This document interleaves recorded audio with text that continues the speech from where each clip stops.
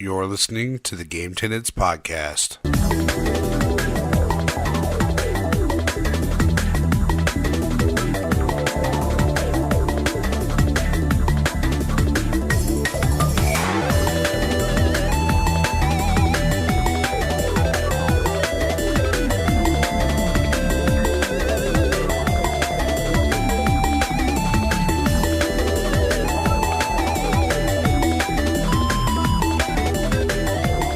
What's up, and welcome to the Game Tenants Podcast, the failed adventures of two gamers and their quest for Gamecast stardom, or the potential new tagline, worthlessly lazy, but so game crazy. So game crazy! This is episode 70, and I am Church of the Game Grinder, as always joined by my excellent co-host, Jason, a Corpse Flood Gaming. How the hell is everyone? I think everybody's I got no hopefully pretty good. How are you, at least? I am awesome. We got some super awesome news. Fuck yeah. Finally, we've known about this for a while, but we finally got to announce it. Yes, we did. We got the official times and the green light to they're gonna let us keep going with our podcast. Yeah. No, we got another panel at the Midwest Gaming Classic this year. Stoked. Yep, it's going to be Sunday the 13th or 14th. 14th. Fuck, I already messed it up. Come on, man. I was gonna go. They'll be like, I'll be there Sunday the 13th. Oh wait, No, I'm out. No, it's Sunday the 14th at 12 p.m. Yes. And it is YouTube survival guide, essentially. It is us. Jason will be moderating the panel. Chris, the old-ass retro gamer, Captain Algebra, Taylor, Rising Blue Phoenix, and Musty Hobbit, Second Breakfast. So a lot of returning bodies from last year. What a sick fucking lineup. You know, it's like a bunch of people are going to look at that and be like, who the hell are these guys? And why do they have a panel? And why is that one guy on the top of the picture so creepy looking? The poster is awesome. Yeah, I'm going to go see what the hell that guy's problem is. Yeah, if you haven't seen the poster, go on my Facebook or Twitter. I shared it. It's kind of like a throwback to Streets of Rage. Yeah. I know. I love it. Yeah. I'm so excited. So, yeah, it's a sick lineup, and then I'll be there too. So yeah. Yeah, so anybody who might have not heard and is going to be in travel distance, April 13th and 14th. Well, we're going to be there on the 12th, the Friday. Weekend. Yeah, basically. But Midwest Gaming Classic convention in Milwaukee, Wisconsin. It's at a convention center now. Lots of fun, great panels. I saw that Jeffrey Wittenhagen is going to be there again. He has another panel again, and this time he has Saramaru participating, who is the developer of FX Unit Yuki, and they're going to be talking about like collecting for the Switch or something. You know, I'm not crazy about the Switch, but Jeff is awesome, Saru is awesome, and I'm not going to miss that. Yeah, it'll be a good time. Yeah. Last year was cool. Yeah. And lots of cool stuff, other stuff going on, of course. There's going to be games to buy. That's why I'm going. Lots of games. I'm not going to be buying as many games this year, but I will be grabbing I'll pick up your slack. Okay, that works. I'll buy more games this year. You just buy games for me, too. Okay. For you to while I play them. Yeah, sure. Anyways, so what are we talking about this podcast? Oh, we got lots of game announcements, actually. A whole heap. There hasn't been too much more as far as gaming news, but there's been a few things, but I didn't really want to cover it myself. Like there's the Stadia, Google Stadia, and then Apple Arcade was just announced. But it's like, I don't care. I need more information before I really have much to say about it. Yeah, well, yeah. It's if you care about this kind of stuff, you probably know that it's been announced already anyway. And Yeah. but they just Everybody else haven't. is talking. All it is right now is specs. There's no games being talked about that are coming out for it yet. So honestly, who the hell cares until they show games? Yeah, yeah. That's how I feel about it anyway. I don't get hyped for a console until I want some games for it. Basically. Yeah. And then besides that, we are going to talk about several of the games we've been playing, both some VR and some new releases like Devil May Cry 5 and Sekiro, Shadows Die Twice. Yeah. So there's quite a bit for us to sink our teeth into this time. And I'm feeling good about it. How about you? Feeling good. So super good. All right. Well, without further ado, I've been wondering, what the hell you been up to, man? I have been doing the usual, gaming. That's pretty much what I do, right? I don't know. It seems like it. That's why I asked. Yeah. So let's see. New video for anybody who's interested in unboxings. I did a Sekiro Collector's Edition unboxing. Statue's pretty sweet. Looks pretty been playing. What's that? Looks pretty stabby. Yes. Been playing some games. Rabi-Ribi, which is available on many platforms. It is a Metroidvania. I was holding out to get that game until there was a physical release for it. Hopefully there was a physical release. And lucky for me, Limited Run did a physical run of Rabi-Ribi. This is a Metroidvania that has been on Steam since 2016, and it has remained one of the highest rated games on Steam since it's been released, which was crazy. And turns out this game is awesome. And I'll talk about it a little bit more later. I also played What Remains of Edith Finch, which is the game of the month for the Cartridge Club.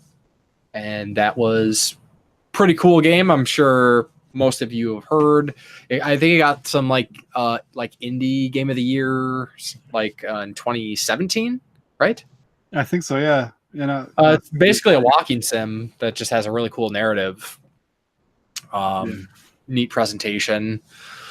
Then I kind of get a shout out to myself, make myself feel good. Got the platinum trophy in Beat Saber. Platinum in Beat Saber. That's quite the feat. Took me You're becoming a real trophy whore lately, getting all them platties. It is weird that I've never had any platinums, and in the last 4 months I've gotten 4 platinums. So I don't know. Just the way it goes. Yeah. And then kind of what I've been playing, I haven't finished yet. I started playing The American Dream, which is a VR game, kind of on rails shooter that's all about guns and doing everything with guns. It's super funny. Doing random mundane tasks, but with guns instead. Yes. Then I also played Sekiro, and we'll talk about Sekiro kind of as its own segment a little bit later. And most recently, I've been playing Diablo. There is actually a new kind of, it's not Cartridge Club, but it's friends of the Cartridge Club. Cartridge Club has a bunch of friend podcasts and stuff. The 2 Cartridge Club podcasts are CC Prime and the Portable Game of the Month. And now there's another group that's kind of started their own. It's the Quick Save Club.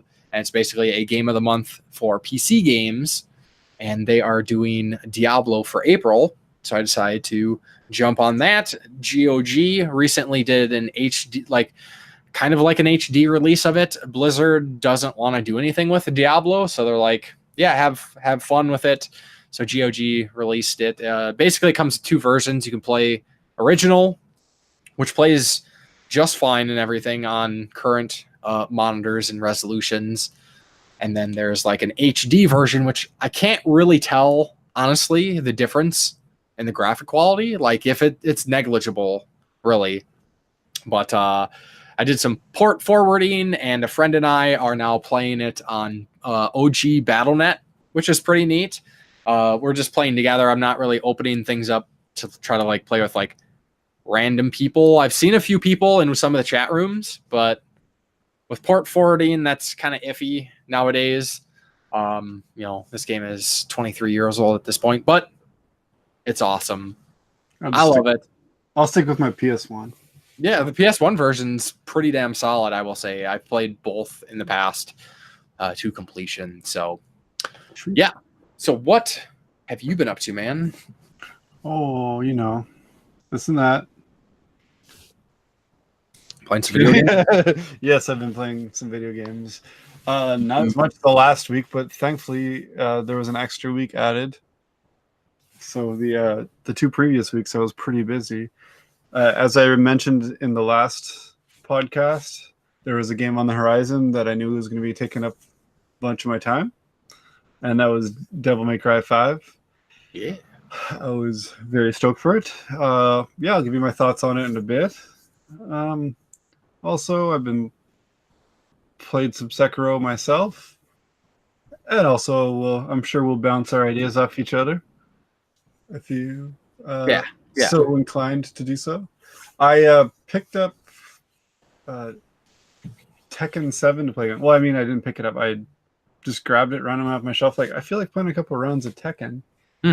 So I ended up essentially just about platinuming it in like 2 pretty short play sessions. So I was like, wow, if I had PlayStation Plus, I would have platinumed it in like a day. Yeah, you sent me the message and you're like, yeah, I just sat down to play a few rounds and almost got platinum. So that was kind of cool. Yeah.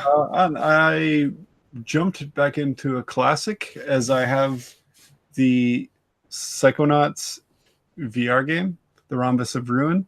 It comes with a free download code of the original Psychonauts. Nice. And I was about to just play Rhombus of Ruin. I was like, man, it's been a long time since I played the original. And I played it almost all night one night, and I forgot how fun that game is. I've never played it, but I've heard only great things. It's good, and if you want it, it's got trophies enabled and everything. So I know you love them trophies. It's the way to play it. I mean, it's like $20 now, and it comes with the original. So sweet. What's this? How can you say no? I never got around to playing the VR one because I just ended up playing it all night. But I don't know if I'll play it all the way through. I just kind of wanted to refamiliarize myself with like the world of Psychonauts before jumping into it. But I'll probably go back and forth through it because, like I said, it was a lot of fun. And then I started playing another VR game, Robinson the Journey, which is kind of it's in itself is kind of a VR walking sim.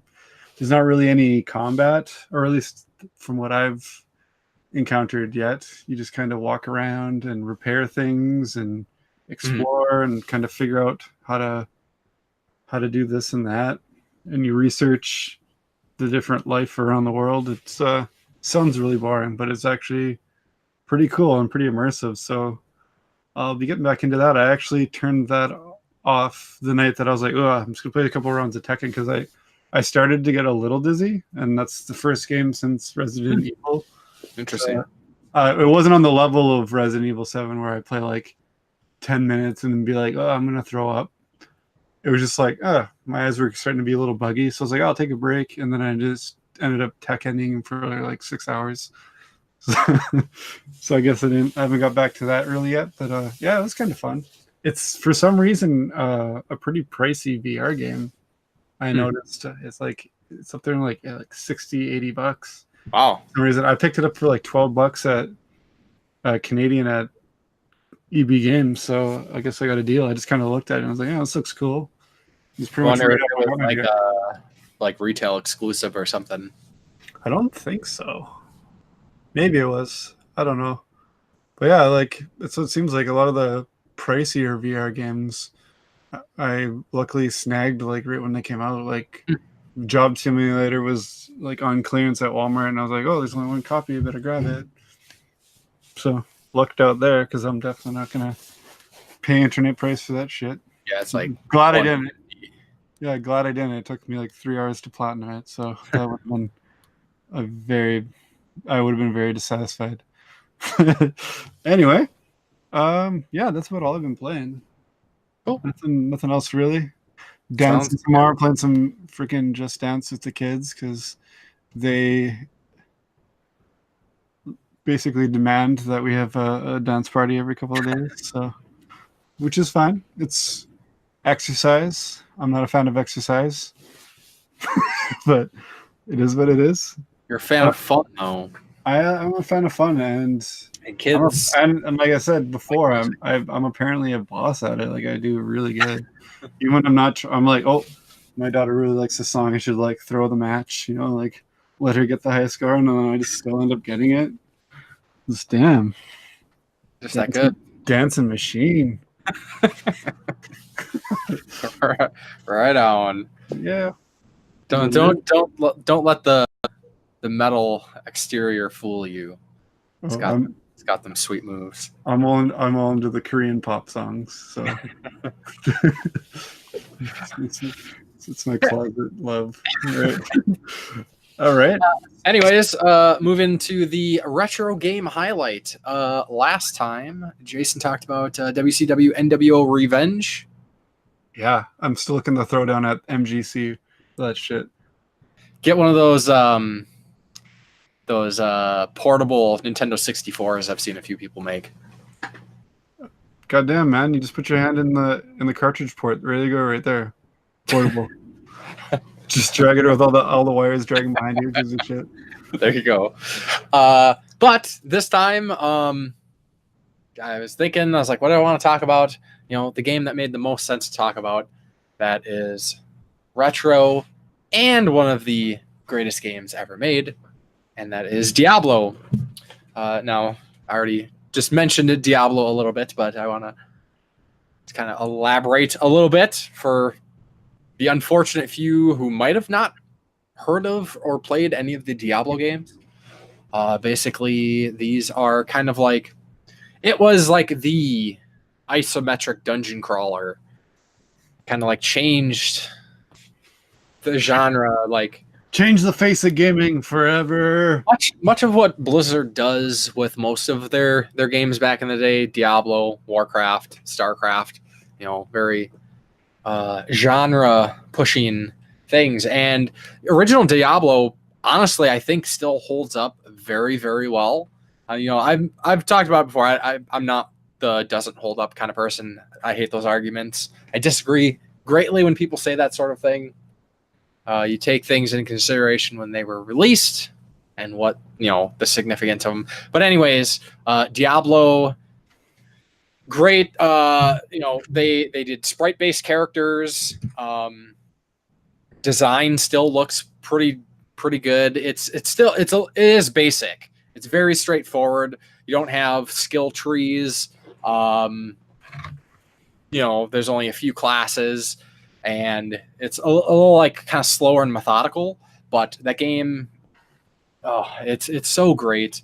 I played my two of my really like one of my favorite games ever made is Diablo 2. I've put easily over 1,000, maybe 2,000 hours into Diablo 2. My group of friends, we played the crap out of it. We also played the crap out of Diablo 3.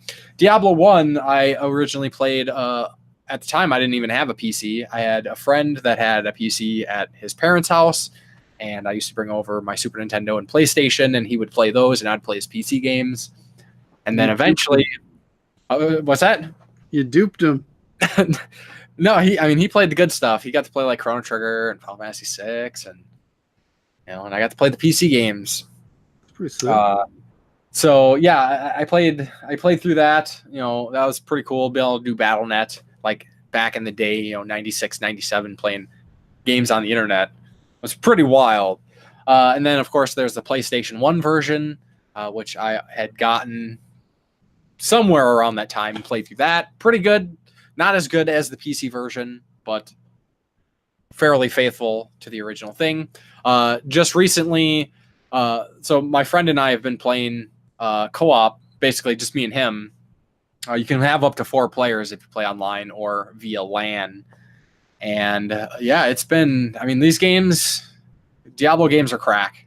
Like, that's all I want to do. I just want to play Diablo. So with that, we'll bid you guys good night. And he's gonna go play Diablo. Don't tempt me. The last few nights, like, usually, I get home from work, I kind of relax a little bit, do some internet stuff, then I'll make dinner and watch some internet videos, and then I'll play games. Like, I've pretty much been getting home, hitting up my friend and be like, hey, you ready? Let's go. And playing it basically until I go to bed. Like, I picture you like texting in traffic, like almost home, be ready when I get there. Where we start playing Sunday night and we're already like, I don't know we're pretty far. We're closing in towards the end of the game. We're just grind Diablo. You can't just, so there's like, I'm trying to remember 15 levels, I think, because basically you go into a cathedral and then it's sub levels. Each floor, gets harder and harder as you go. And we're to like we're in hell now.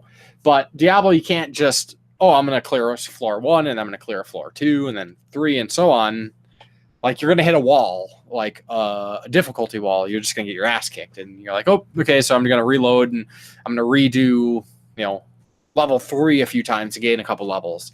So we're kind of grinding things out right now. The risk is a little bit higher when you play on Battle.net. You can't just save the game. Your character saves, and when you die, if you're playing single player, you can just reload your game before you die. If you die normally, you drop all your equipment and half of your gold. And if you are in a further level and that happens, like, you might not be getting your stuff back. So the risk is starting to get high. So we're grinding. Good call, by the sounds of it. Diablo, man, classic as F, and I love it. As far as recent stuff, I can definitely know the feels of losing half your gold. I'm looking at you, Sekiro. For sure. Yeah. Half, all. Constantly all of the gold. So yeah, that is my retro game highlight. Diablo, I love it. I hope everybody does too. So I'm betting not. There's always one. I love Diablo. I was just joking. It's one of the few PC games that I love. Yeah, it's great. So good. But we've had a lot of new game announcements recently, and I thought it'd be fun to kind of shout out a few of them because, there's one in particular that I was gonna fucking forgot about. So we'll just. I'm looking at the list and I have no idea which one you're talking about. Yeah, no, I think it's like Puppy Pals 3, whatever. I'm sorry, I'm stupid. No, so Shantae V has been announced. Yeah. WayForward and Matt Bozen both came out and said, hey, yep, Shantae V, it's coming out this year, which that's kind of crazy. That kind of makes me, I feel uneasy about that. Like, they just finished Half Genie Hero. Like, I know, like, not probably the entire, like, team was working on it the entire time, so they probably had other people working on this, but it's like, man, that's kind of quick. But then again, it's been 3 years. I don't know. It's probably just becoming a copy and paste Call of Duty type franchise. Now we're just going to get a yearly iteration. If it's quality, I don't care. What was kind of interesting, though, is that kind of with their announcement specifically, they mentioned that this will be available on all platforms, including the Apple Arcade, which I don't know about that one, but so that makes me a little iffy. I'm still hyped. I'm not too worried about the game. There's like a 1 second clip of it. You probably watched an hour's worth of it. I studied it greatly. No, it basically looks like a Half Genie Hero. They're sticking with the Half Genie Hero style. And yeah, we'll just have to see what more information comes out. One thing that is kind of neat about the Shantae games is with each game, they kind of change the art style just a little bit. And they've done that with this one. And I think it most people might not even really notice too much, but I really like the like drawn art style that they went with this one so far. So yes, Shantae. You gonna get a review copy or what? If it's physical, I mean, if they want to send me a digital copy for reviewing purposes, that's fine, because then I don't have to open up any of my copies, and I don't have to buy digital Steam version, which is I'm going to, because that's what I did with. I kind of feel like they at least owe you that. Oh my god! You know what? I should try. We'll see. We'll see what happens. Tune in next time to see what happens. Yes, for sure. Next game I got here is something that I didn't know was going to be announced, but 3D Realms, mostly known for Duke Nukem, announced Wrath, Aeon of Ruin, which is essentially, it's built on the Quake engine. Looks like they've, it has a little bit more fidelity, but it's basically a super retro throwback shooter, pixely and just the good classic PC shooters, and it looks pretty sick. I don't know if you watched the trailer for that. Yeah, it does. It's really reminded me of like Quake when I saw like the nail gun looking gun, and yes, yeah, it's definitely like a throwback tribute to Quake almost. Which is interesting because they also have Ion, or what is it? Is that what it's called? The one that was made with the Bombshell. Yeah. The Duke Nukem. Iron Maiden, that's what it's called. Yeah. Which, like, when the hell is that going to be released? It was originally going to be released like in January, and then they delayed it, and I haven't really looked. Yeah, I thought it was supposed to come out forever ago. Yeah, because I pre-ordered they had like a limited PC version, like a big box version that I ordered, and I'm pretty stoked. The game looks really cool. So yeah, Wrath, Aeon of Ruin looks sick. I'm stoked. Yeah. Is it announced for? Is it just PC or is it on? I didn't see the thing at the end. Did it say? I'm not sure, but I imagine it's going to be most platforms at least. I would hope. No Switch, no buy. Yeah, right. Let's see. Next one we got Solar Ash Kingdom. Now this is for you folks that enjoyed Hyper Light Drifter. This is made by Heart Machine, the people who made Hyper Light Drifter, and basically it looks like 3D Hyper Light Drifter. Yeah, it's very neon and like it's like neon shading, almost exactly like it. Yeah. They didn't really show much else. Just like scenery and stuff, but and like a quick. I assume it's the protagonist like skating. It almost looked like, or skiing. Yeah, or maybe moving really fast. I don't know. So that I'm hopeful. If it's anything like Hyper Light Drifter, and Hyper Light Drifter is amazing.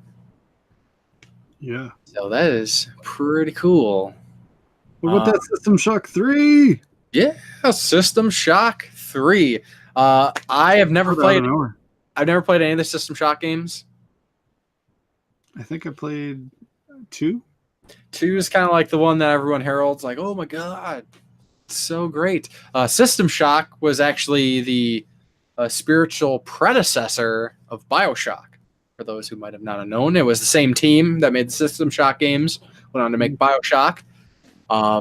Some similar concepts, but different games. Like shock in the title. Exactly. And the similarity stuff there. Yeah. But so yeah, I have seen people like, I thought they already announced this game. No, there's currently a remake by Night Dive Studios of the original System Shock. That's kind of been. It went to crowdfunding. They've been working on it for quite a while, and they ended up last year. They said, "Hey, things aren't going well. We were changing engines. Look what we got." They've been very good with their communication, so I'm not worried. I actually backed the remake of System Shock. I'm really looking forward to it. But the announcement of System Shock 3, I thought was pretty sweet. Looks awesome. Yeah, it looks pretty tight. Oh, I'm excited. So it's great to, here's maybe some incentive to possibly play 2. I mean, System Shock Remake's not going to be out anytime soon, but I actually play have the first one to check it out. Yeah. But I have 1 and 2 on Steam. I think I picked them up on some sale or something. So, Okay. yeah. And then one that was just announced today, that they were kind of teasing, Yacht Club, the makers of Shovel Knight, who are actually ex-Way Forward people who worked on the good old Shantae series, just announced their next game, and it is called Cyber Shadow. And it is a old school retro style platformer ninja, it's like cyber ninja stuff, robots, mechs, ninjas. Yeah, I didn't get to check out that trailer yet. I was going to. Looks awesome. Yeah, I saw them announce it, but I didn't get to check it out. Kids were being excellent all day. It was fun. They're being angels. Yes. Loud angels. Every day. Yes, you'll have to watch that after the podcast. It looks sweet. And I got tons of faith in Yacht Club. Oh yeah. Now, if they would just Shovel Knight alone is enough to turn your head when they announce a new game. Yeah. And I mean, I wish they would hurry up with the King of Cards campaign, but in due time. Let them make it, God. Yeah. Jeez. I'm excited for they announced a few VR games in the last few days through PlayStation. But one really stood out to me, mostly due to my extreme superhero love, and that's Ironman VR. Yeah, that was what they call PlayStation State of Play. Yeah, whatever they're doing, like a Nintendo Direct. Yeah, I was gonna say that they're direct knockoff. I didn't do a reaction video though, so I guess no reaction videos here. That's not our drive. That's why we're failures at YouTube. Yeah, because I don't do reaction videos with arrows, big red arrows, and did it suck? Or the best of all time? Was I wrong? Clickbait stuffs. Yeah. But yeah. Don't forget Home Alone face. Oh. I'm so shocked. I actually haven't made that connection before. The Home Alone face. That's totally the Kevin. We'll just call it the Kevin. The McAllister. There's got to be a name for that. When he does the aftershave. That's what we're referring to for anybody who's confused. If you haven't seen Home Alone, I don't know. You had no childhood. I don't know. Basically, I guess. Even if you're an adult when it came out, you had no childhood. Your childhood. I wonder if Home Alone is that still for maybe not your kids, because you show your kids cool shit, but kids today, do they know Home Alone? I'm gonna have to poll, because I do tech support for school, so maybe I'll have to ask some kids, be like, have you ever heard of Home Alone? If it plays right after the Grinch and right before Rudolph the Red-Nosed Reindeer, they probably see it. Parents probably make them watch it. This is our Christmas movie. Right. All right. We're forcing our traditions on you. Yeah. We don't do that. Anyways, Ironman VR. Hell yeah. What is it? It's Iron Man. But you're Iron Man. In VR. They just showed a short bit where Tony's on a plane talking to Friday, his hologram assistant, and also just this on a rocket of some sort hits the plane, and he flies out of the plane and turns into Iron Man and starts blasting shit, and then that's it. Yeah, I hope there's a little bit more to it. I'm hoping it's not on rails, but I'm just shooting missiles the whole time. Yeah. They didn't really show much. Yeah, I'm still stoked. I'm just glad they're trying. They constantly switched between this isn't actual gameplay at the subtitle at the beginning, at the bottom of the screen. I don't even care, man. I'm so stoked. I don't care. Well, the only other one I got to compare it to is Arkham VR, and I loved that too. As short as it was, it was pretty breathtaking. Why haven't you played it? It's like $12. Just go buy it. It's a bargain title now. You get what you pay for it. It's a good. What? I had to buy all these other games. I can't buy all the games. Oh my god. Gotta have some self-control here. Yes. I want to buy. Maybe I'll buy it at MGC if I find it for the right price, and I can haggle. $12. I'll give you $11.50. Okay. All right. There you go. That'll be one in your top 5 of things you're looking for at MGC. I'll get one of those old school arcade belts with the quarter slots. And that's how I'll be like. You'll flick quarters at people for games. No. As we're haggling, I'll be like, when they keep talking up the price, I'll just flick a couple more quarters. Be like, come on, 50 cents more. Yeah. All right, I'll straighten this deal. This is just for you to consider that.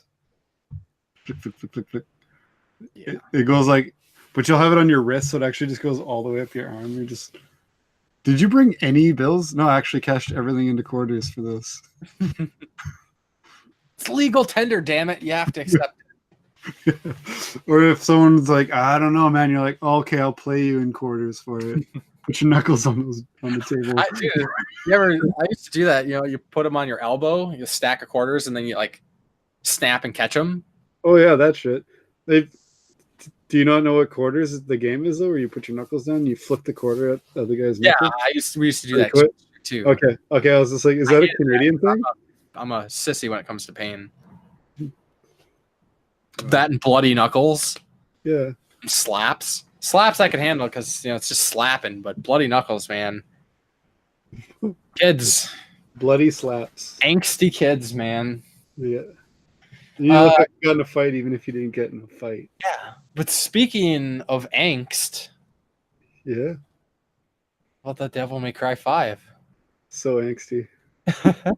So British. After seeing everybody talking about, like, I legit think I want to play Devil May Cry 5. And I've never played any of the other Devil May Cry games. It looks pretty sweet. I am so ashamed of you right now. It's even a slight Resident Evil spin-off. And you dare call yourself a Resident Evil fan without playing these? I also haven't played Onimusha yet either, so I'm also guilty of that. But Devil May Cry though. So yeah, it was probably one of the games I was most hyped of from E3 last year. Actually, Anthem beat it out as far as hype at initial viewing, but I still haven't picked up Anthem. I still want to actually. Like, I legit want to play Anthem now. It's just it's gonna be playing the time for it. It's just gonna get cheaper because people are like hating on it. So I'm hoping it just goes down and down. I'll get it at like $30 maybe. Yeah. I'm not in a rush. We'll just say. Yeah, If you get it though, what are you probably get it on PC or some shit, won't you? Probably. Fuck. If you're gonna get it, might as well just get it on like PS4. We'll see what happens when we get there. Anyways, pick it up in a bundle with Arkham VR, damn it. But anyway, yeah, so super stoked about it. As far as the story goes and the gameplay goes, I was not disappointed. It was Devil May Cry all the way. You play as 3 different characters. There's Nero from Devil May Cry 4. There's a new character called V, and of course there's Dante, who still is obviously the star of the game. When you play as him, you're like, he has so many weapons. So Nero, like, I barely know stuff. I know like the basics. When I saw that, and I saw Nero, he looks exactly like the DMC character. It's not the one that in DMC. Dante. He's the character what from like reboot DMC? Yeah. No, that's young Dante somehow. but he looks exactly like Nero. Yeah. I don't want to. I can't spoil any story, or I could. Okay, There is a reason. gotcha. Okay. But anyway, yeah, he was introduced in Devil May Cry 4. We had this cool demon arm power that set him apart from Dante, with his white-haired similarities and all that. Mm-hmm. It was really cool. It was a good change of pace from playing as Dante, as in this game with V being kind of someone who holds back from battle, and he gets these like shadow creatures to battle for him. Like you control a bird, a jaguar, and then this big like golem type thing. It's called a nightmare. Through magic, and then he has to strike the finishing blow. Once you've taken their health down enough with his cane, he like stabs it into their head because they're apparitions or something. They can't fully kill the demons on their own. It's definitely a good switch up because you switch back and forth between the three characters quite a lot, and all of them play pretty differently, different enough that you don't really ever get bored of it. Mm-hmm. And I know V sounded like he was going to be my least favorite character, but it was actually a lot of fun playing as him. I thought it was like, oh man. So like people are just going to be trying to attack him the whole time, and you got to try and control these the shadow creatures to protect you. But actually the way it worked was pretty awesome. Obviously you can upgrade them so they're stronger and all this kind of stuff. The comboing, the juggling is standard Devil May Cry. In this game, I don't think it should be really a spoiler to anyone because it's been in like the trailers. Mm-hmm.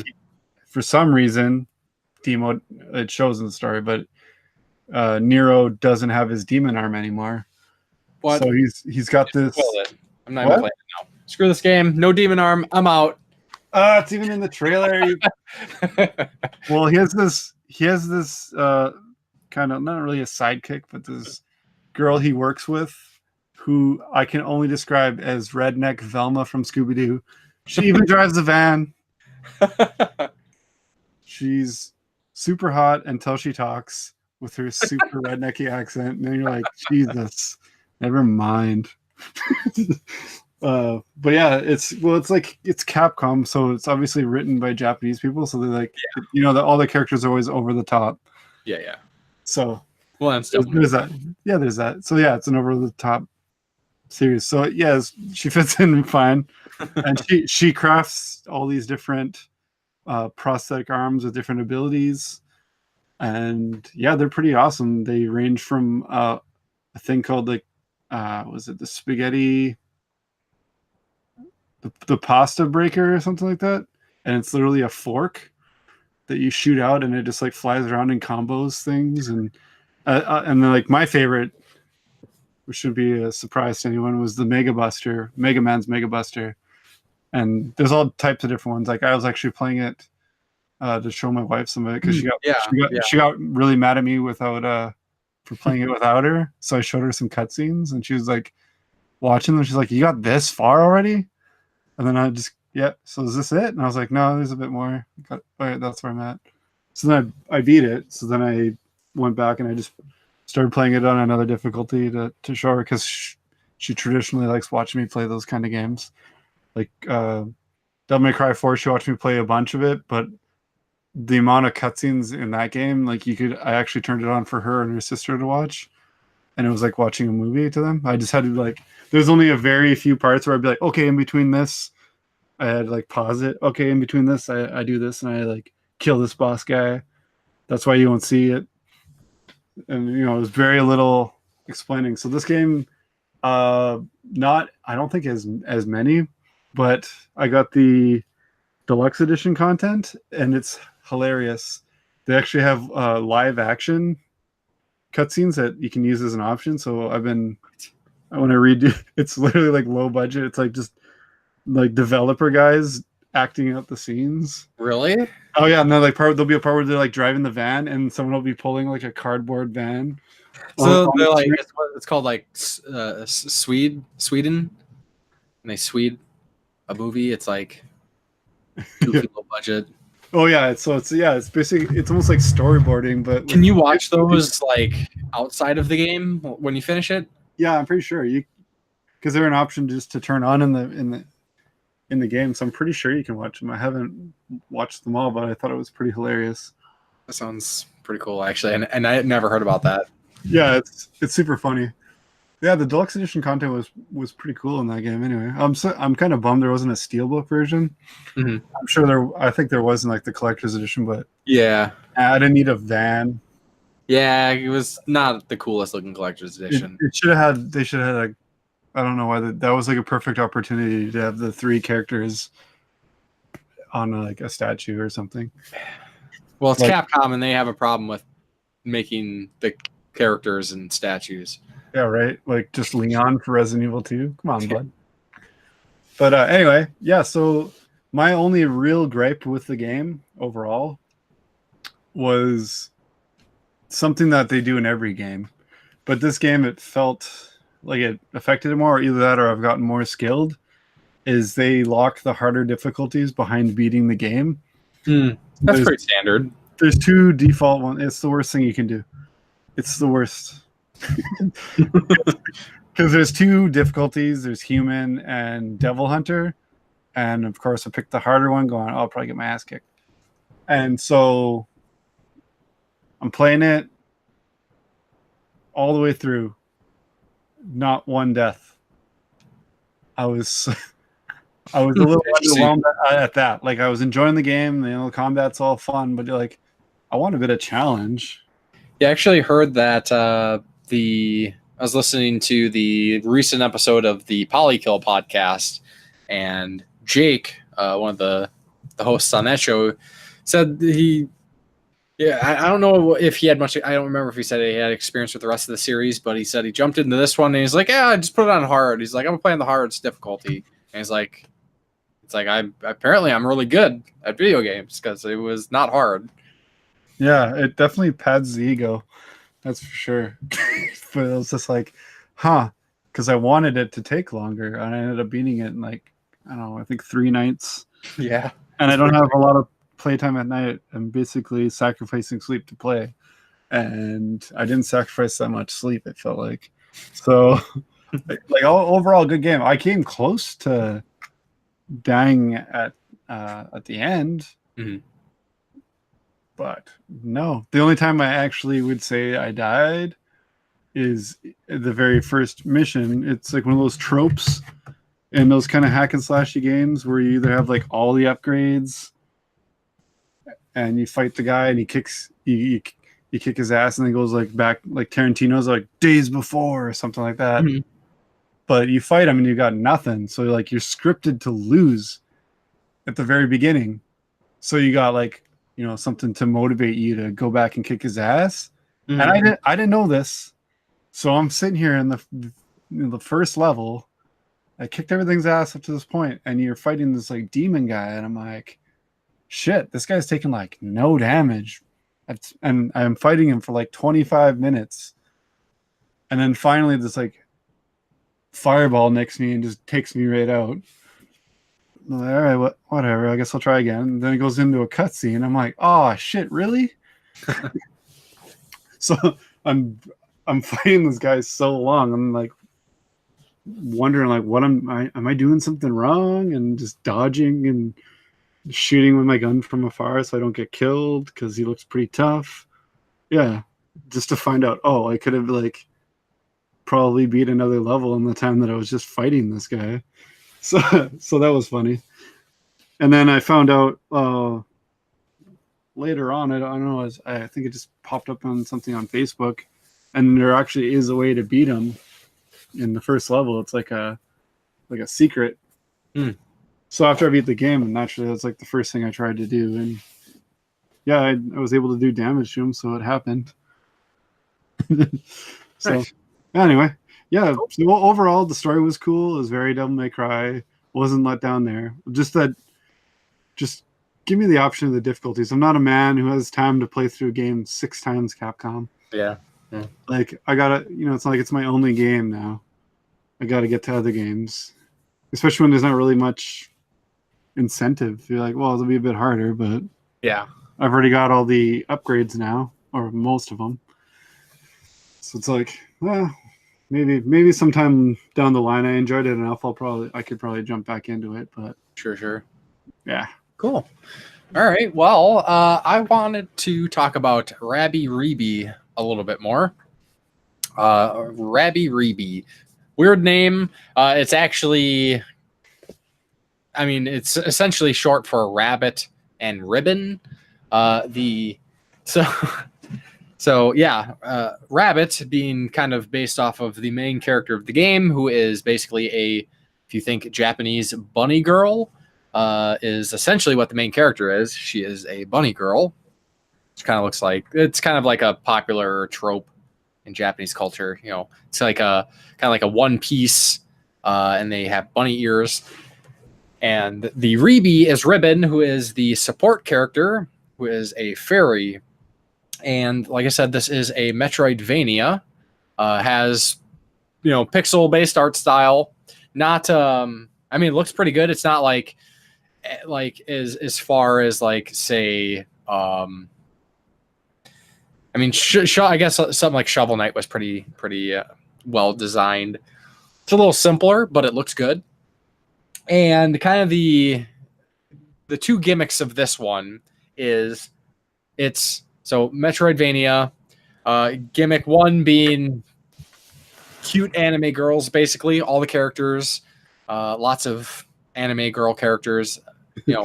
They do the thing where when there's character communication that they do the character portrait, like they'll pop out the like animated, the hand drawn characters. Yeah, in the front and like the background, it'd be like the regular. Yeah, kind of like gray out the background just a little bit.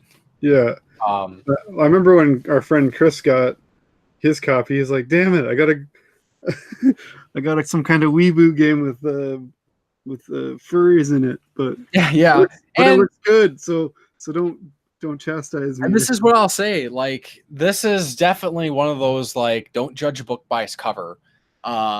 After finishing this game, this is definitely top 10 Metroidvanias I've ever played.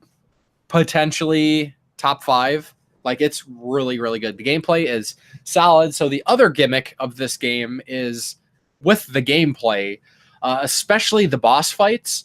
But and really this isn't super uncommon for any platformer game, but this really does kind of take a bullet hell approach to things, which basically, if anybody's not familiar with bullet hell, that original concept came from shoot 'em ups, like shmup games. Kind of think like, very basic would be like a Gradius or R-Type, but we're talking about bullet hell, like games like Ikaruga or some of the like Toho games.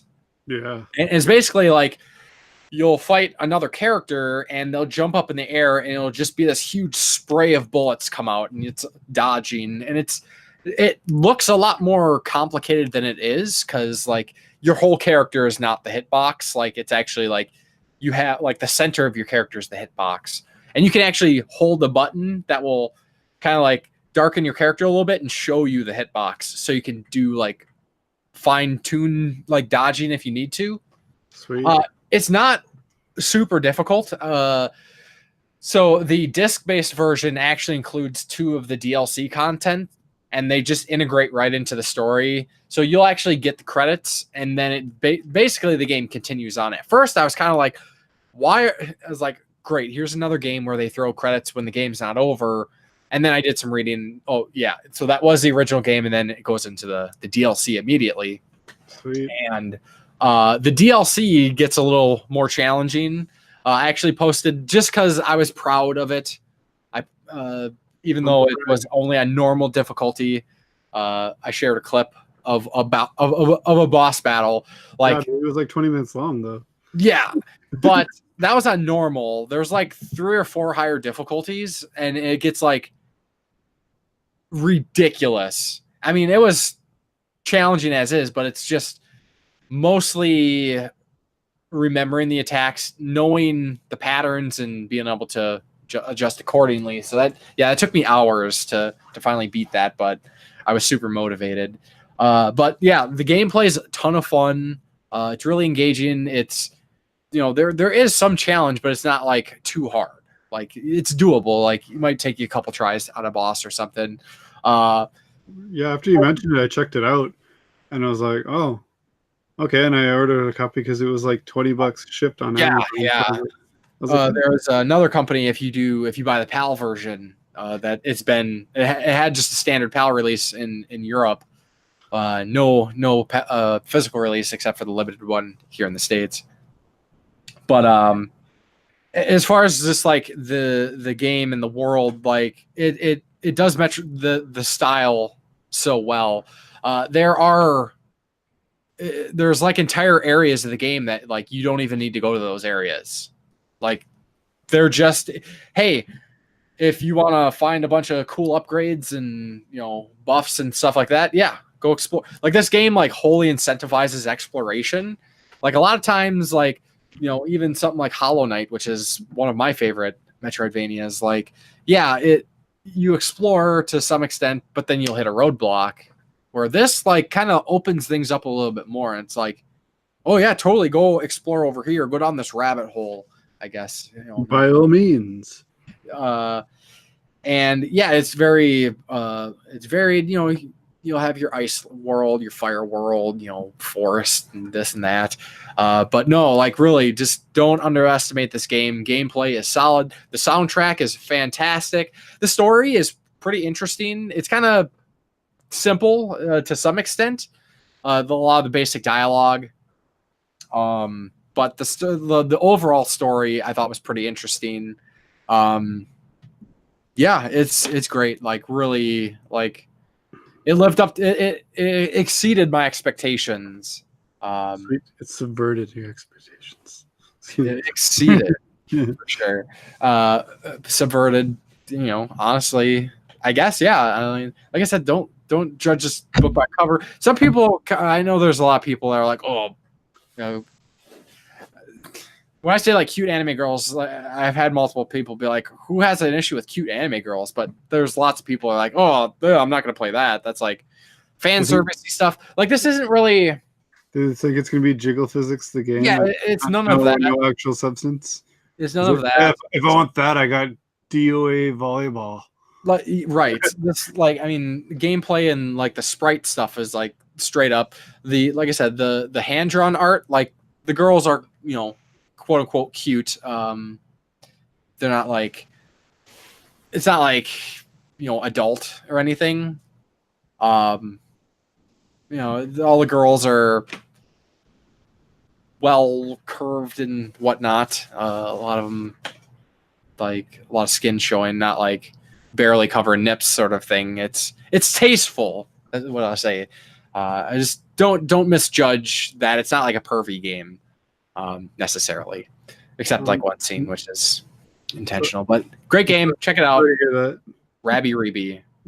Yeah, I can't wait to get my copy. Like I hadn't heard about it until you got your copy and Chris got his copy at the same time. So yeah, and it's hefty too. It's like if you want to go like kind of like explore as much as you can without like trying to do like every nook and cranny, like it's like I think I probably put like 15-20 hours into it, which is, like I said, I mean, maybe it's probably more around 20. It's a hefty game, and I got hooked and I just binged it for like the week that it took me to beat it. Because I wanted to squeeze something in before the game that everybody was excited for March, and that was Sekiro. Yeah, let's talk about some Sekiro, man. Yeah, so I went from kind of almost one extreme to the other. yeah. Everybody was hyped.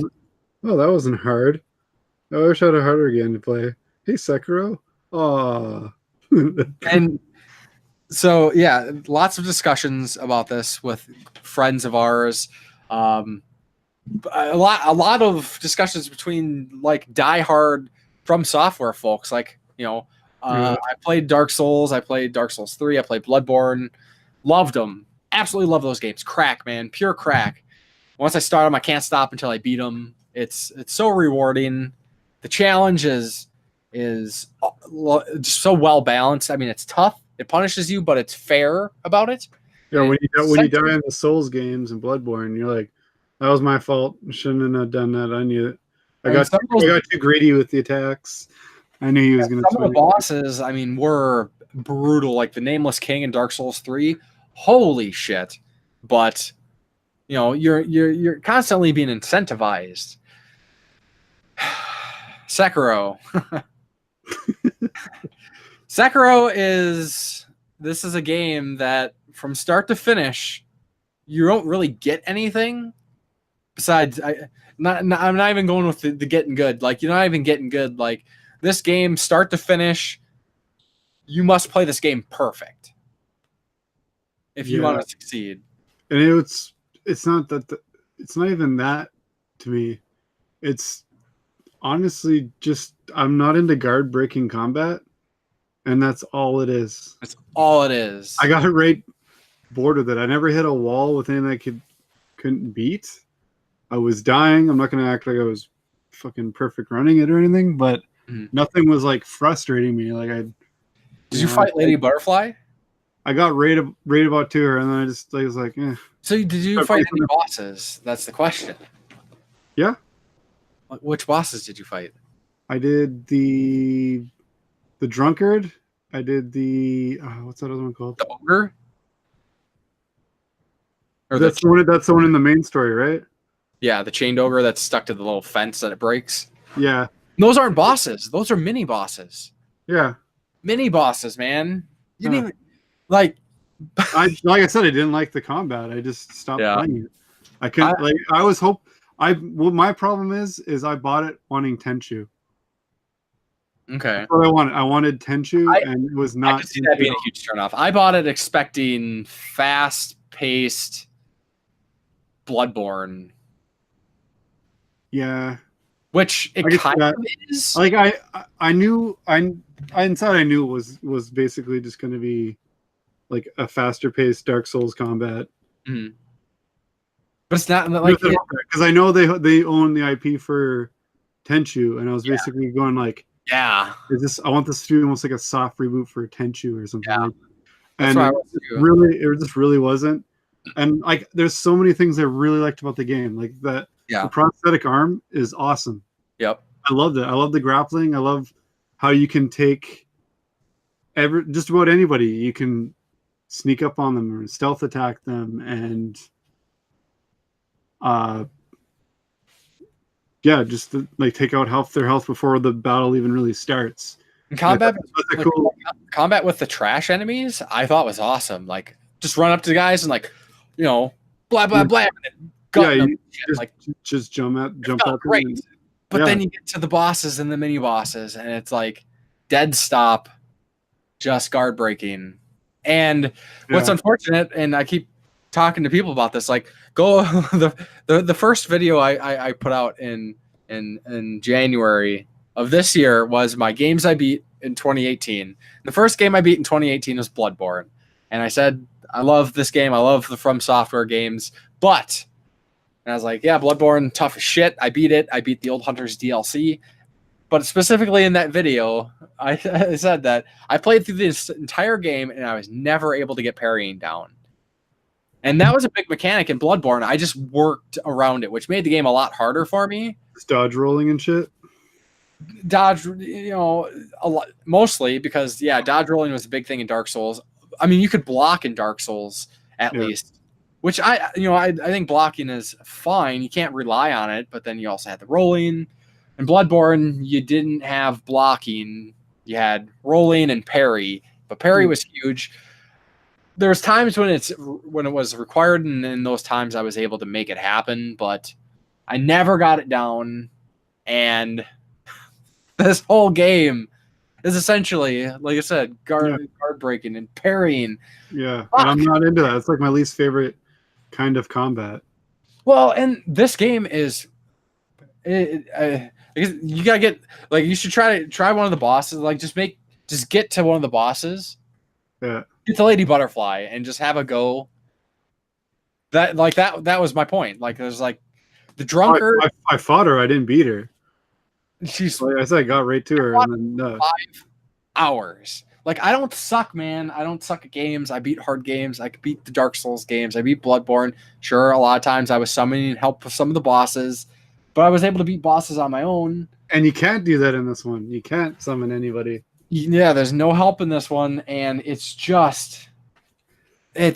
so fucking hard. Like, it's ridiculous hard. Like the Souls game, Bloodborne, like, you know, at least you're like, you can get new gear, you can get skills and abilities in this, and this is none of that. I mean, sure, you get like prosthetic arm things. Yeah, you at least level up and get like, you get a couple like extra skills, but it's not like it's not like the RPG, sort of like the RPG.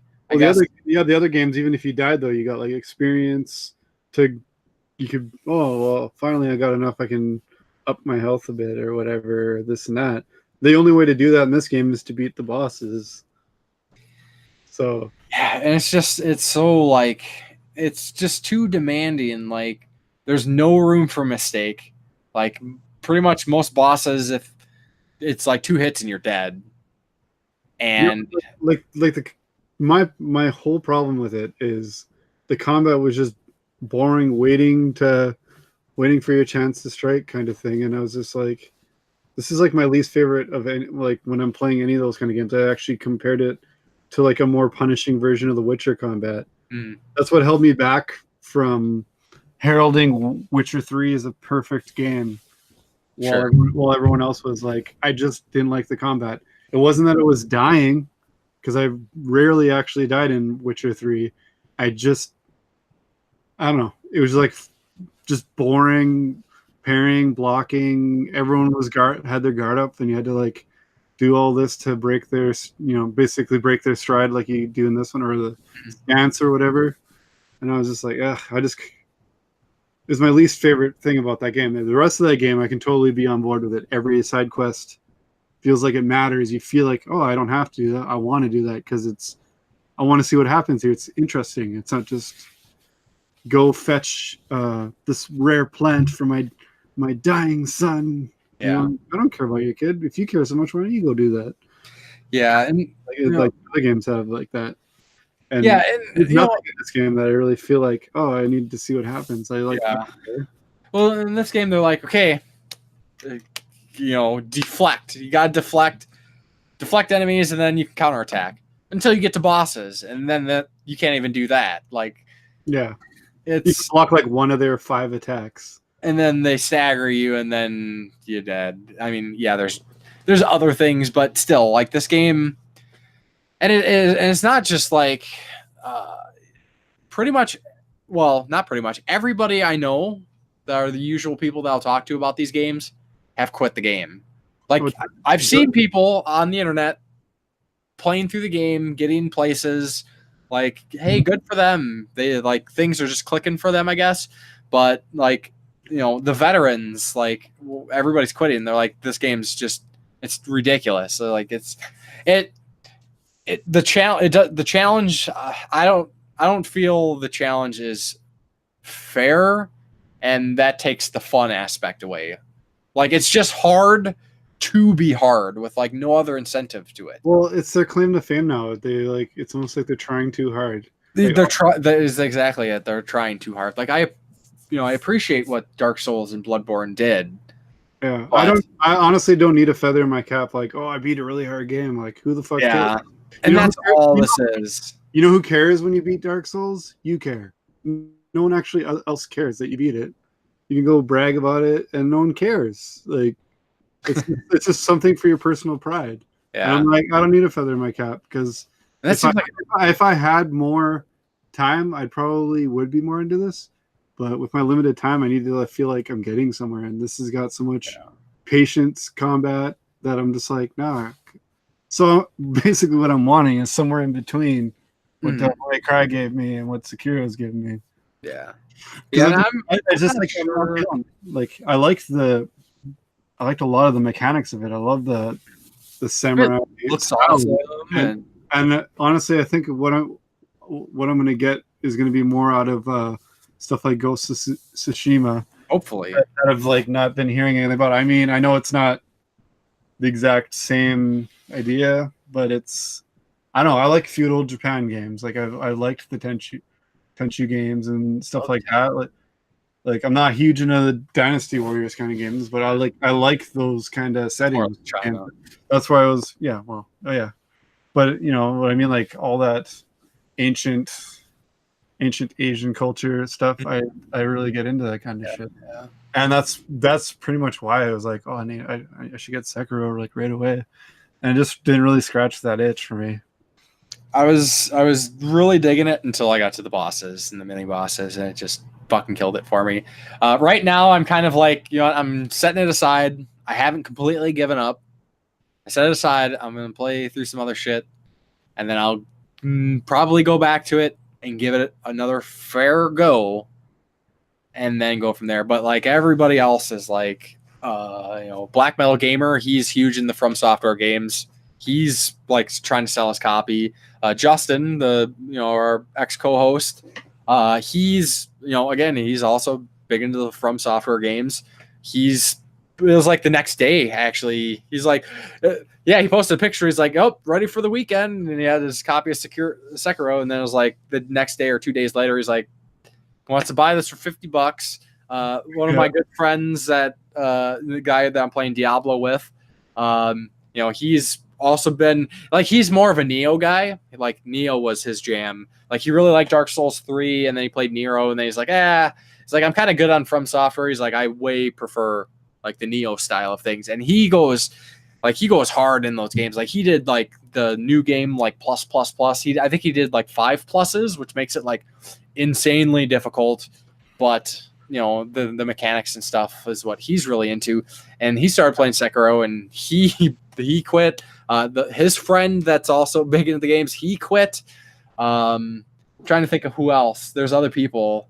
And I think that says something. It says a lot about this game, and it's unfortunate. And I wonder if we'll see any adjustments to it in the future. Doubtful. I don't know. I doubt it, because when Dark Souls 1 came out and everyone's like, give me my money back. There's no reason for a game to be this hard. Like, oh yeah. That's where Get Good came from. Yeah, that's true. So but the more you complain, the more they'll laugh, and they'll probably make Sekiro 2 even harder. Yeah. Funny enough, shortly before we started getting set up for the podcast, Black Metal Gamer shared a post there is a video of a guy, some Twitch streamer, that beat Sekiro in 50 minutes. And I watched the first like 10 minutes, and it's like, yep, okay, I fucking suck. And that's all it is, because this guy is insane. He wasn't like glitch running or anything. He was running through the levels. Like he took some shortcuts, but he just annihilated the bosses. It's like, holy shit, dude. Like, what the fuck? So, we'll see. We'll see what happens. Who knows? Fucking Sekiro. I'm pretty disappointed right now. Yeah, I'm disappointed in myself at the same time. Like not completely in the game. I guess I never really hit a wall. I was just like, I'll play something else. Yeah. I just wasn't into it. Fair enough. But it was, I'm not saying it wasn't hard. Like, it was easy as shit. I just got bored. But yeah. I don't know. I was liking some of it, and then after it felt like really a lot of rinse and repeat. That's kind of when I was like, And like I know like the other games do it too. But just the amount of punishment for dying, like I don't care about dying. I can die 100 times. And then that part. Just like there goes all your XP. It goes back to like the last one you gained, basically. Like if you got 2, it's not going to take half of that away. But if you got your progress towards the next one and it completely go away, and you're like, oh, cool. I needed to kill like 1 scrub enemy, and I would have had enough to buy that add-on. But okay. And there's the whole the dragon rot, which is essentially the more you die, your NPCs catch a disease, which basically will shut down quest lines. Yeah, so they're like basically like, look how bad you suck. You suck so bad, everyone around you is dying that knows you just from knowing you. Yeah, and I was reading that there is a way to cure it. I don't know if it's a way to cure everybody, and I don't know if you can continuously cure them, but it sounds like that's probably not the case because I heard one of my friends did beat the game, but I guess he got like a bad ending or something. So that's pretty shitty, especially with these games. It's like, come on, people are gonna like get their asses handed to them, like, and they're gonna die a lot. Like I just picture a bad ending in this game being like, you beat it, but you beat it disgracefully. Commit seppuku right now. Wow, that was a really dark ending. Probably. You disgraced From Software. Yeah. So yeah, I mean, yeah. Meh. There's other games. I'm not too tied up in it. So then I guess we'll kind of move into some community question stuff. Last week was an extended question from the previous episode, and that was something that I thought could have been an interesting topic, but I think apparently not. No one gave a shit. That was what were people's favorite games with fan service or fan service moments, not just like the like boobs and panty shot kind of stuff. And I'm talking about like, Easter eggs and things too. There's like franchises that bring back things you like, Yeah. So the only comment we got about it was from Black Metal Gamer, and thank you very much for that. And he says, Smash Bros. Ultimate is the ultimate fan service game. Yeah, I'm glad we got a comment, but that was totally what I was gonna say. Yeah. It is. I mean, that is like the what if this person fought like the game. Yeah, I mean, until they mod it and put Superman versus Goku and all that shit in it. Like, but like aside from that, other examples would be like Jump Force, I guess, because it's got all. Speaking of Goku, because it's got all those anime fighters in it, but like from like every, what's that called? Shoujo anime. Shonen Jump. Yeah, the Shonen. Sorry, Shonen, not Shoujo. Yeah, Shonen Jump anime. So I'm like, well, basically none of the animes I care about, so I wasn't hyped, but apparently it sucks anyway. Yeah. So yeah, my hate to cheap out, my selection was also Smash Bros. Ultimate, because they're like, did you like these old games? Do you wish those fighters would come back? This fighter would come back? How about all of them? There's just like an Oprah moment. Everybody's coming back. So yeah, that's a pretty hefty lineup. Yeah, so I was thinking about this. I apologize for sheer laziness. Like, I was gonna like kind of go crazy with this one because I like fan service, whether it's jiggly bits or like Easter eggs. I don't necessarily play fan service games. Like, I don't play like the Senran Kagura games because I hate the gameplay. I don't play like visual novels and stuff like that. But I do enjoy when like that kind of like gratuitous fan service is thrown into games, whether it's like obviously meant to be like super sexy, or if it's like done comically. One game that kind of comes to mind, which is more of on the innocent side of things, of course, is the Shantae games. It's kind of been a thing throughout them. It's not like, fucking boobs and whatever, but it's just like the kind of the style of the game. Like, everything has motion, including boobs. More games need fucking boobs. That's the best reaction I've ever heard. It's like cute characters and things like that. But then there's like fan service, like other kind of like innocuous, like Resident Evil 2 remake was a huge fan service to like old school Resident Evil. Yeah, for sure.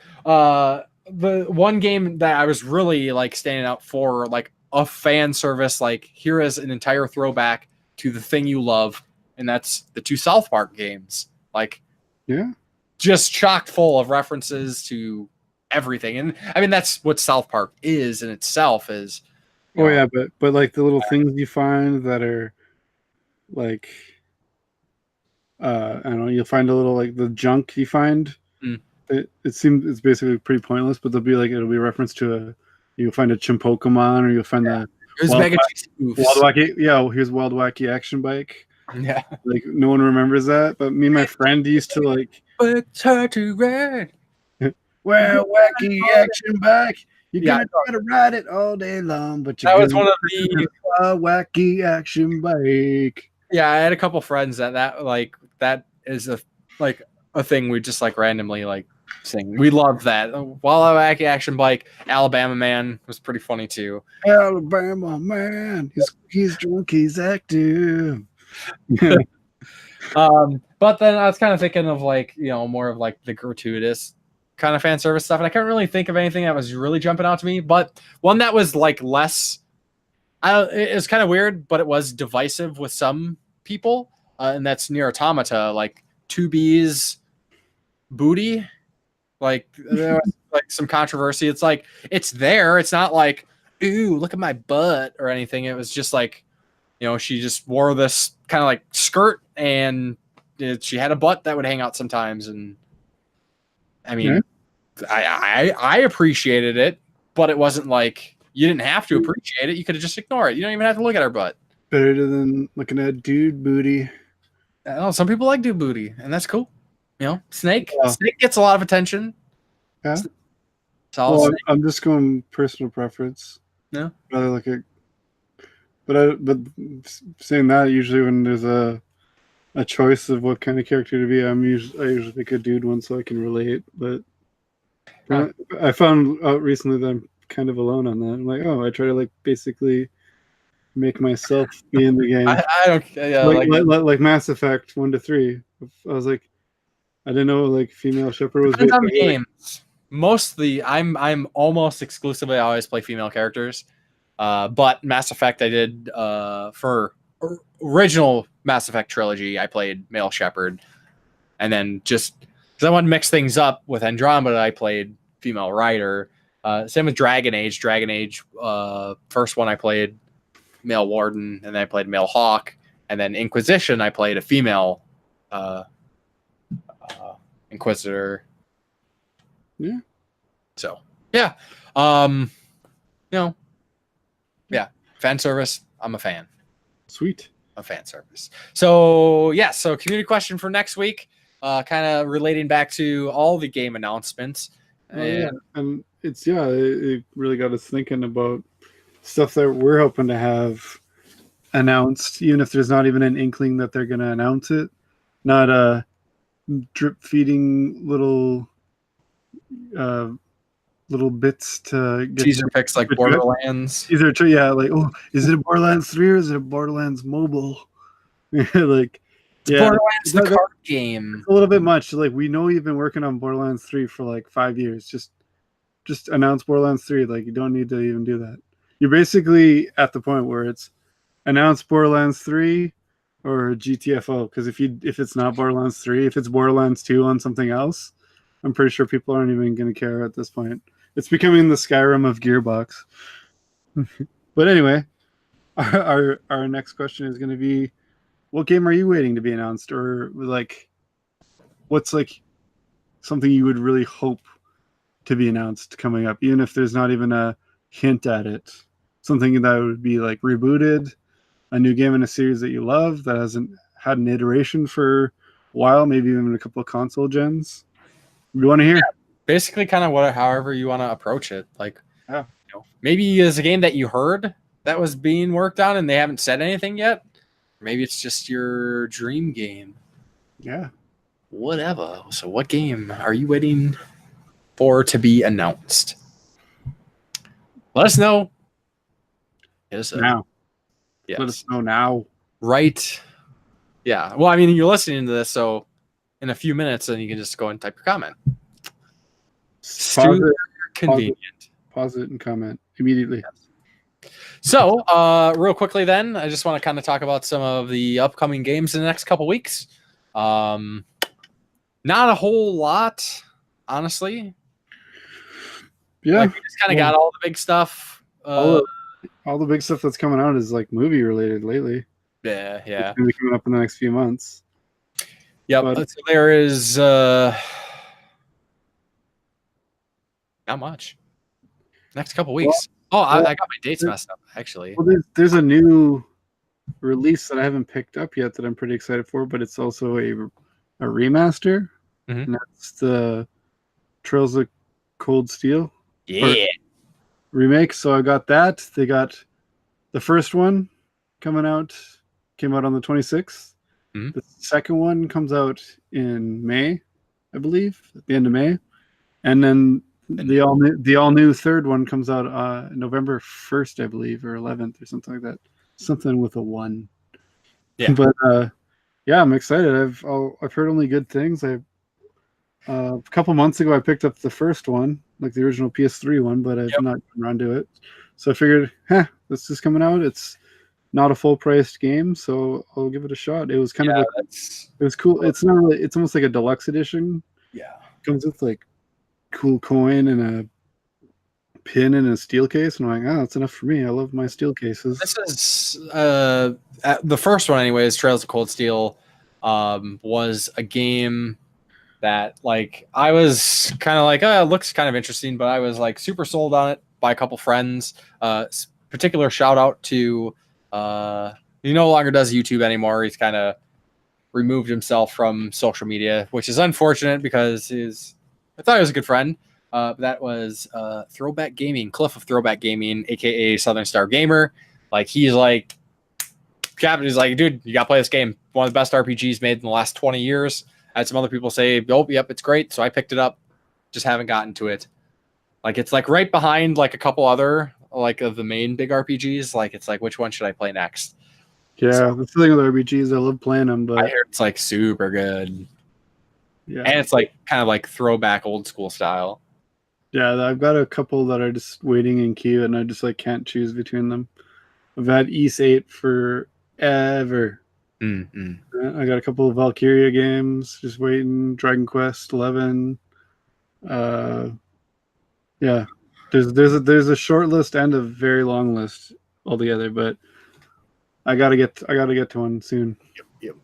But back on to kind of what we're looking at for new releases. Like, I think everything else is kind of like later in April for all the like notable stuff. So yeah, no, I mean, there's the I think it's the last episode of The Walking Dead final season. I think just got released. No, did it? There's a bunch of ports of stuff. Cool. So yeah, that's about it. Ports and remasters. The As game it always is. Well, so, I guess kind of starting to wrap things up here. What you got going on in the next couple weeks? Well, with all this extra time, with nothing really that new coming out, I'll be tackling a bunch more. I think I'm going to continue with my VR binge. I'm enjoying that a lot. Oh, well, I'm going to try to play some more Robinson, The Journey. I'm going to get back into I'm going to play that Paranormal Activity one. I feel like playing some horror ones. The Persistence and Apex Constructor ones that are on my short list. Yeah. I got the Persistence looks really cool. I need to get to that sometime soon. I was going to potentially start it, but I was like, I'm going to play something a little shorter. Yeah. That's why I jumped into the American Dream. Yeah, I got a bunch of really cool like space horror one type things, but I'm feeling some Doom too, so Doom might just jump up ahead. You never know. It's always I just have a stack and I just go minute to minute. It could change. Like, I'm gonna play this one next, and when the time comes, I'm like, and out of left field, or I might feel like playing Tekken again. Yeah. So it's all up in the air.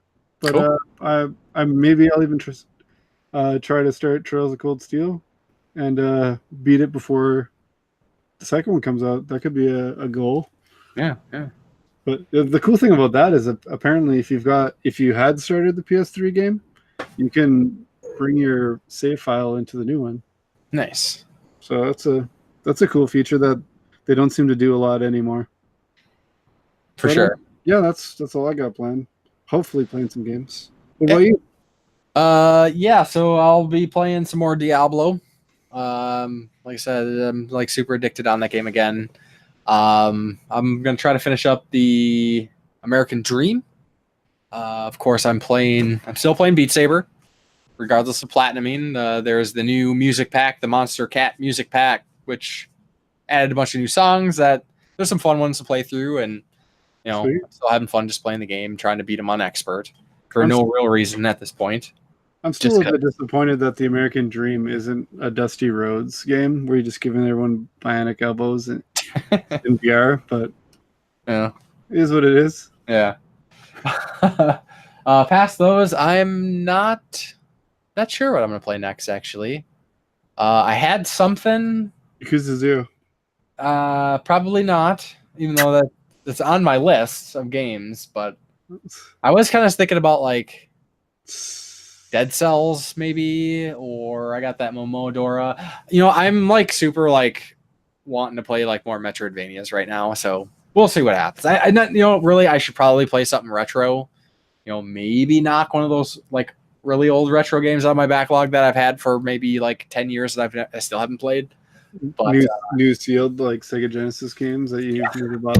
I bought brand new. Yeah, you bought a launch date. So we'll see. But I will say I'm not sure, and I can't say for certain if things are going to be like super tight, like around the time when we go to MGC, which is like it's that same week when the next podcast would be. So I'm not certain if there's going to be a podcast that week. Basically, we're doing the podcast, and then I'm going to bed, and then waking up and pretty much driving to your house. Yeah, so I don't know how that's going to work out, or if it will work out. So we'll see. So the next episode might be after MGC. So. Nah, don't be lazy. Even though we game crazy. Uselessly lazy, but we game crazy. Yes, yeah. I guess let us know. Should I change the tagline to two gamers in the quest for Gamecast Stardom to worthlessly lazy, but so game crazy? Because that's how I feel as of late, unfortunately. But I still enjoy doing this. Just kind of getting lazy about it. We're pieces of shit, but look at all these games we get. or subtitle to the subtitle. Yeah, pitch us a new one if you think of one cool. Yes. That should have been the community question. Yes. We got a double community question since we reused the one last time. We're making up for it with a double community question. Yeah, there you go. There we go. All right, so I think that will do it for this episode of the Game Tenants Podcast. Thank you very much for listening, and we will talk to you next time. Bye. Peace.